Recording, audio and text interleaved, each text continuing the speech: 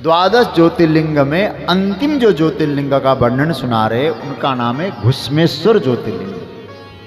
लेकिन आजकल थोड़ा सा नाम गड़बड़ है, मैंने पूछा भी वहाँ जब मैं गया, कई बार जा चुका हूँ, इस बार भी मेरी 21 फरवरी से वहीं औरंगाबाद, अभी तो उसका नाम चेंज हो गया, संभाजी नगर, वहाँ कथा भी है। तो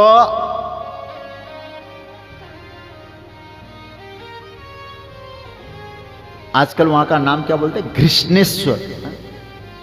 मैंने पूछा भी वहां के पंडित जी से, बोले शिव पुराण में तो घृष्ण शब्द का प्रयोग नहीं, घुस्म शब्द का प्रयोग है, घुस्मेश्वर है। बोले घृष्णेश्वर कैसा? बोले चली आ रही परंपरा है महाराज, क्या बताएं।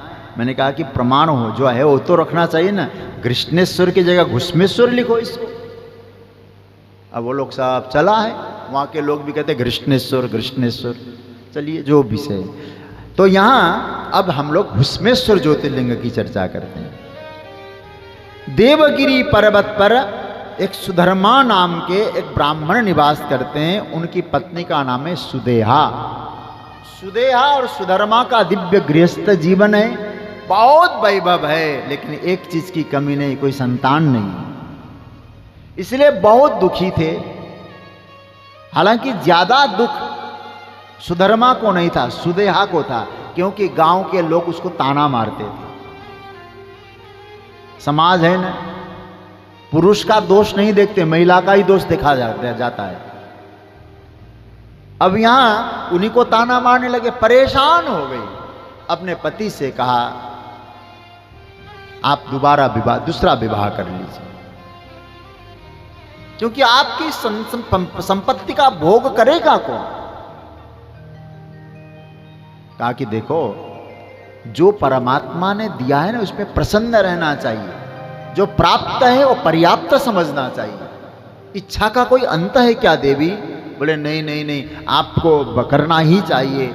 सुधर्मा ने कहा सुदेहा, यदि मैं विवाह भी करूं और कहीं प्रभु की कृपा से उसके गर्भ से संतान हो जाए, क्या तुमको द्वेष नहीं होगा, डाह नहीं होगा? आप क्या बात कर रहे हैं, ऐसा कैसे हो करूंगी मैं? बोले अब कौन मुझे मेरे साथ विवाह करेगा, आप हाथों कर दीजिए, व्यवस्था मैं करूंगी। बोले आप करोगी व्यवस्था, किसका, कौन है? बोले एक मेरी बहन भी तो कुंवारी है, मेरी बात मेरी बहन मानती है, मुझसे छोटी है, उसका नाम क्या है? मेरी बहन का नाम है घुस्मा, वो घुस्मा के साथ विवाह करेंगे और मेरी बात मानेगी, और मैं कभी, अरे अपनी बहन का बेटा मेरा ही तो बेटा, मैं बहुत सेवा करूंगी उसकी।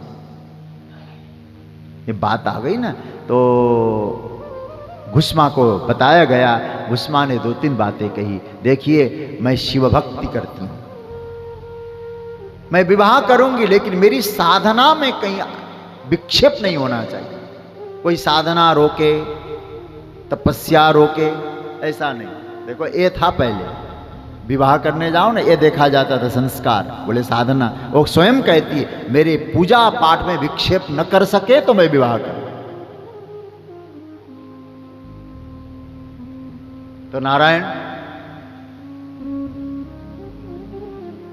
स्वीकार किया, उनका विवाह हो गया। विवाह होने के बाद घुस्मा का नियम देखिए जरा क्या करती थी, बहुत सुंदर वर्णन है।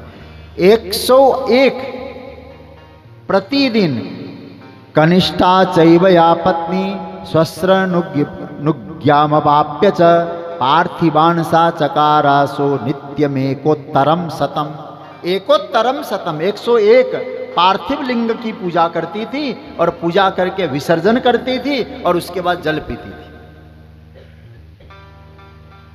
ये नियम था, और नित्य नियम, और दोनों समय पूजा करना।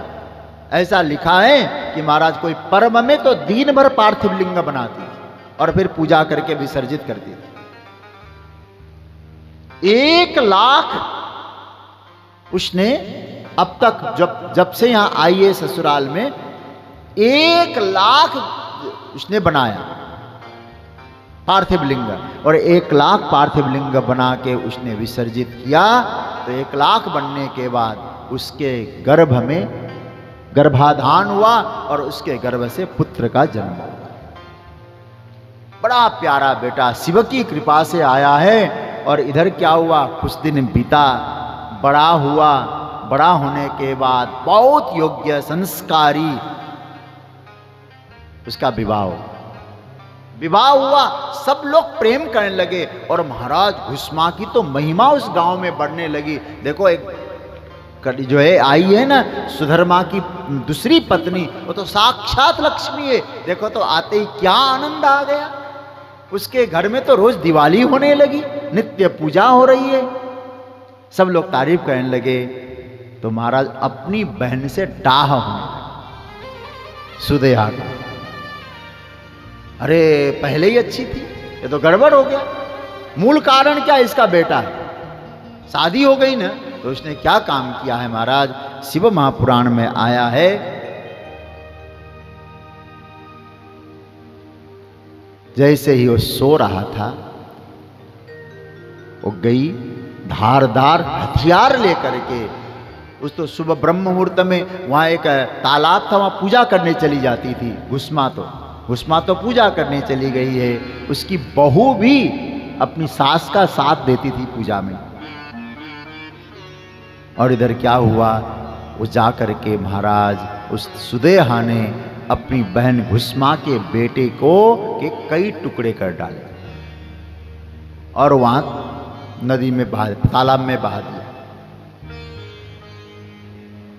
अब जैसे ही वो तो पूजा में इतनी मस्त थी, उसकी बहू को मालूम पड़ा। बहू ने कहा, मां मेरे प्राण प्रियतम आपके पुत्र नहीं रहे, पूरा खून पड़ा है, शरीर है नहीं वहां। घुस्मा ने कहा, देवी जिसने दिया है वो उसी ने लिया होगा, तुम पूजा में रहो, अपने आप ठीक हो जाएगा। बिल्कुल विचलित नहीं हुई, पूजा में रही। और पूजा पूरी होने के बाद जैसे ही प्रार्थना करती है और प्रणाम करके विसर्जन करना ही था, तो उन्हीं पार्थिव लिंगों के बीच में भगवान भोलेनाथ प्रकट हो गए। जैसे ही प्रकट हुए, देवी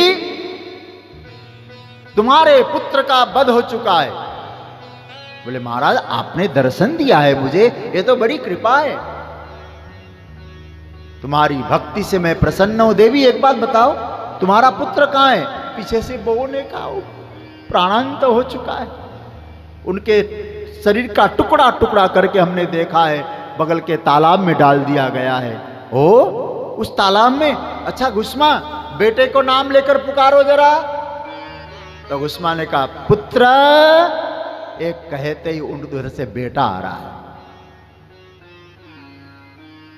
जो मरा हुआ पुत्र वापस आ गया और पुत्र को हृदय से बाद में लगाया, पहले शंकर को प्रणाम किया, बाबा आपने कृपा की। और बहू कहती, माँ आपने कहा था ना, जिसने दिया उसने लिया होगा, उसने लिया तो फिर था, फिर वापस दे दिया है। आंखों में आंसू भर के वंदन करती है। तीनों बेटा बहू घुस्मा तीनों पूजा करने लगते हैं। कहा कि बता, वरदान मांगो देवी, क्या चाहती हो? तब उन्होंने कहा, एक काम करिए ना सरकार, आप यहीं निवास करिए।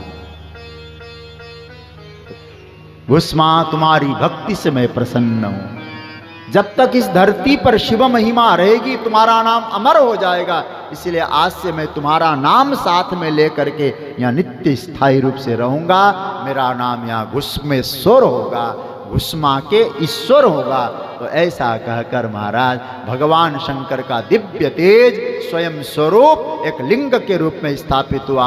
आकाश में से देवता लोग फूलों की वर्षा करने लगे। उसी ज्योतिर्लिंग का नाम है घुस्मेश्वर। बोलिए घुस्मेश्वर महादेव की जय। ये 12 ज्योतिर्लिंग आप लोगों ने क्रम से सुना कि नहीं?